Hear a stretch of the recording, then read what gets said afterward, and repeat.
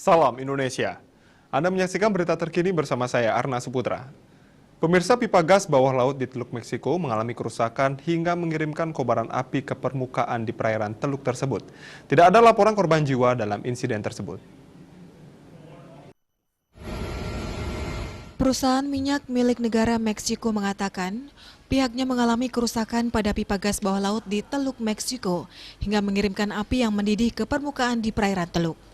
Petróleos Mexicanos mengatakan telah mengirim kapal pengendali kebakaran untuk menyemprot lebih banyak air di atas api. Pemex, demikian perusahaan itu dikenal, mengatakan tidak ada yang terluka dalam insiden di ladang minyak lepas pantai Kumalomsap.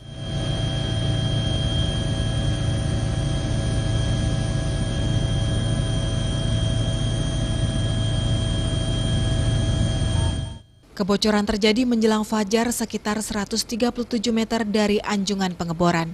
Perusahaan mengatakan telah mengendalikan kebocoran gas sekitar 5 jam kemudian.